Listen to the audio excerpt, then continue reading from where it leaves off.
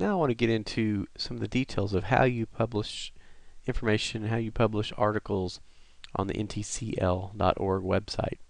So we're at the home page, ntcl.org.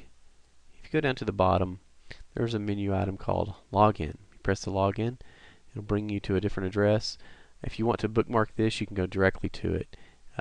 ntcl.org/wp-login.php. So I'm going to log in with my username and my password, if I can remember it. And then it brings up a dashboard. That's what this is. And I'll probably cover some of the dashboard information later. For now, all we're going to be interested in is the new button. So you go here at the top, there's a bar, new post is what we want. You can get to it that way, or you can hover over posts and then add new.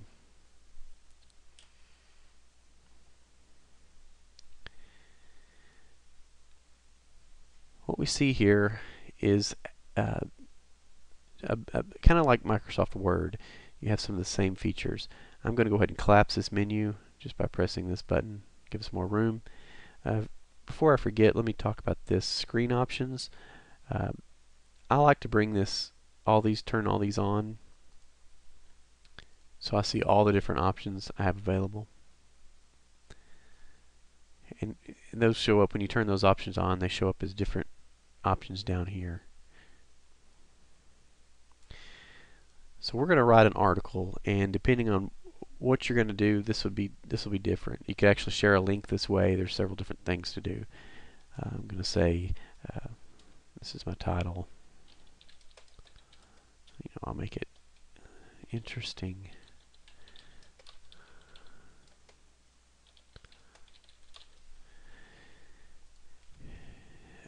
When you're putting in your title, this actually gets converted. See, it just popped up on the screen. This is called the permalink. This is the link that the website uses to publish this. So if you want to share a link, this is actually the link that gets shared.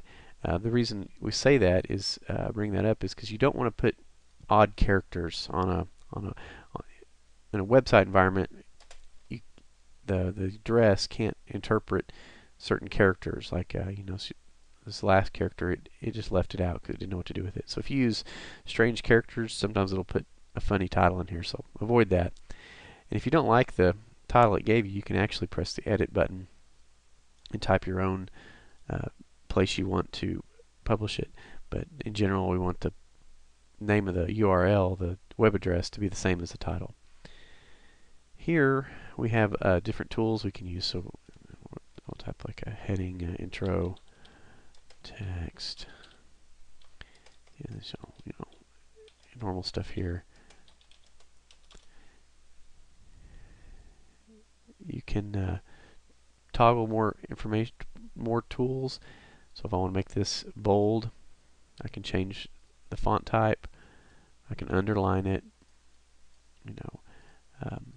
If you want to insert a link to something, so if you're writing your text and go here for more info, so you want to, when your readers click on here, you want them to go somewhere else. You click on this link button, and then you type the name of the web address, whatever it is, and when you hit add link, now you see it underlines it, and when it's published, they'll be able to click on that. So we're not going to go through all the toolbars. Some of the other ones you'll use are the bold and the italics. These are just like you'd expect if you use a word processing program like Microsoft Word. One that's handy that I use a lot is the eraser button. And what it does is it erases all of the existing formatting. So I highlight it, I click clear formatting. It takes out all the fancy stuff. Word of caution, if you already have some text typed up into another program like Microsoft Word and you try to paste it into this, it will try to bring that formatting with it. And sometimes that works good and sometimes it doesn't work good, depending on what you're doing. Main thing to keep in mind is this is a web publishing tool, not a desktop publishing tool, so the formatting is somewhat different. Another thing you'll get into, it's more of an advanced feature, to be aware, because sometimes this will be a gotcha. There's two tabs. There's a visual tab and a text tab.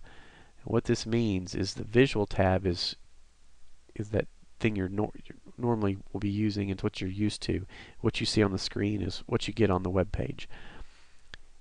If you want more control, or you want to do something a little different, you can go to the text tab, and what this does is it brings up the coding language, which is HTML. So if you know how to read HTML, this is very useful. For example, where I put that link in, go here for more info. You notice the here is actually a hyperlink. Well, in the text you can see how that's done. This is the actual code. Open bracket A, href, and then the link and the text inside it. So that if you know HTML, that means something to you, and you might need to use it. So when you're done and you've got everything that you want to do, what you're going to want to do is go down to the bottom and make sure there's some other stuff filled out. Excerpt is optional. Excerpt is a summary of your content that'll be used other places. We really don't use that. I would just roll that up and say, again, send trackbacks. None of these are really useful. And I turned these on. I probably shouldn't have. So excerpt, send track. We'll turn some of those off. Go up here to screen options. So those weren't really useful like I thought they would be. What is useful are these other things. And you want to keep this turned on. So discussion, if you want for some reason to publish an article and not allow anyone to comment, you could unselect that. I don't think that's what we normally want to do. If you want to not show the buttons at the bottom that let you share it to Facebook and email, you could unclick it there. Here's the main thing I wanted to point out. It's called the Good Writer Checkify. So we want to make sure any content that's published on this website follows some basic rules. And so make sure these rules that you've met these guidelines, and when you do, just check them off. And that'll help you get in the habit of get in the mindset that this is an ntcl.org article. It needs to look and feel a certain way. The other things to finalize before you finish is pick a category. And you can pick more than one category. So pick an audience. If this is an audience is for general consumption, pick on everyone.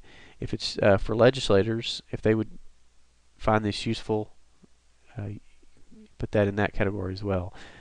Don't every article is not specifically for legislators, but if it is, we want to use that category because the front page treats that a certain way, and it can sort it a certain way that makes it helpful for it actually makes a separate page just for legislators based on that category.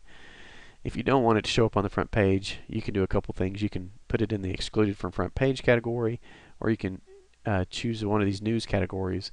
What these are is if you're sharing news from one of these sites, I've automatically got them categorized here, and I can add more as needed. And then the tags, what we want on the tags, if you could pick out keywords. Think about if you do a Google search for something, you're generally typing in keywords.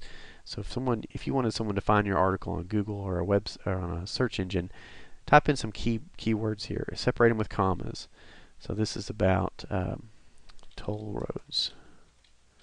It's about North Texas Tollway Authority.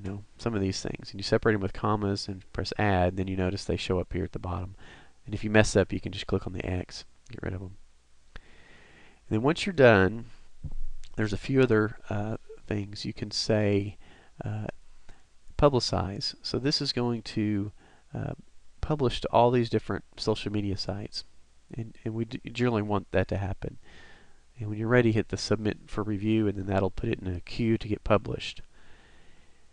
And I think that is the basics of the technical sides of how we create an article. I will create another video going into more detail on the different types of things we publish, and that'll be in a separate video. So thanks for tuning in.